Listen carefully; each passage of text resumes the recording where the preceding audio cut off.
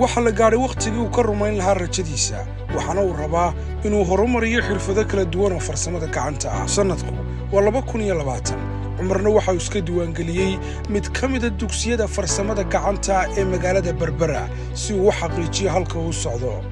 dadaal dheer kadib cumar iyo asxaabtiisa ayaa waxay gaadheen himiladoodii waxaana ay kooras ku saabsan qaboojinta iyo mashiinada wax qaboojiya iyo cilad-saaridooda ay ka dhammaystirteen dugsigii ay wax ka baranayeen ee farsamada gacanta oo lagu magacaabo Yovenko Technical and Vocational Institute. haatan waxa la gaadhay dabayaaqada sanadka 2021 waxaana uu shaqo ka codsaday cumar mid ka mid ah shirkadaha ugu waaweyn ee maamula dekado badan oo caalamka ah taasi oo ah DP World. nasiib wanaag cumar ayaa waxa uu noqday shakhsiyaad tiro kooban oo loo qaatay inay ka shaqeeyaan waaxda qaboojiyayaasha ee dekada magaalada Berbera oo ay maamusho shirkadda DP World.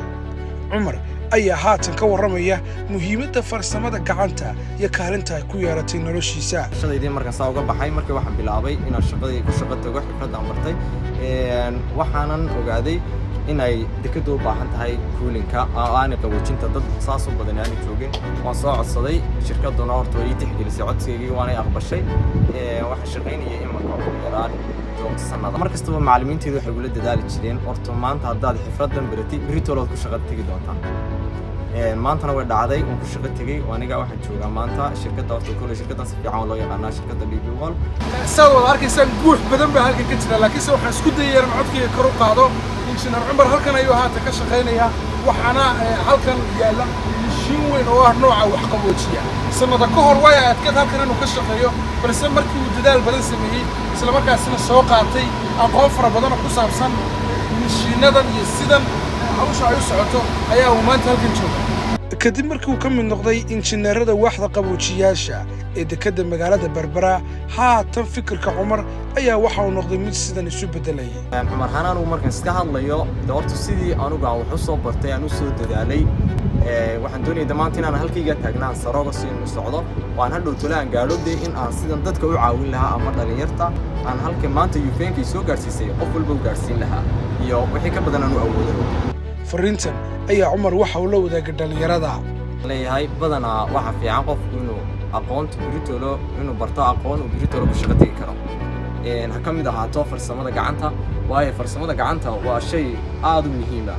maanta meel kasta tagtay oo aad ku shaqayn kartaa ama engineer ahaw ama technician ahaw waa shayga kaliya aad maanta ku shaqo tagi kartay farsamada gacanta ayaa waxay noqotay mid nolosha cumar saameyn ku yeelatay waxaana uu rumeeyey hamigiisii ahaa inuu helo shaqo uu jecel yahay isagu. waxaan haatan gudaha ugu jirnaa qaar ka mid ah mashiinada wax qaboojiya ee gudaha dekada magaalada Berbera kuwaasi oo si weyn loo qalabeeyey. cumarna waxa uu sharaxayaa qaybo ka mid ah shaqadooda iyo muhiimadda ay u leeyihiin shaqada ka socota dekada. ugu dambaynna waxaa la gaadhay waqtigii aanu gaari lahayn gudaha xafiiska cumar oo haatan ay ka bilaabmi doonto shaqo kale oo cusubi taasi oo ah isku dabaridka shaqada iyo la socodka shaqada maalinlaha ah ee guud ahaan waaxda mashiinada qaboojiyayaasha gudaha dekada magaalada Berbera. muhiimadda ayaa ah inaad keligaa meel mari karto haddii aad samayso dadaal dheer horumarna aad ka samayso xirfadaha kala duwan aad leedahay gaar ahaan farsamada gacanta. aniga iyo cumar ayaa haatan waxaan dib u booqanaynaa dugsigii uu ka bilaabay xirfadaha farsamada gacanta sanada ka hor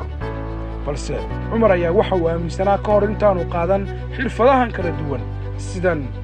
markaa dhalinyarta waxaan leeyahay sanada ka hor markii aan halka wax ka baranayay ismaan lahayn way suurtagelaysaa in aan maanta heerkaa gaadho. ku xidhno Ayuub Show.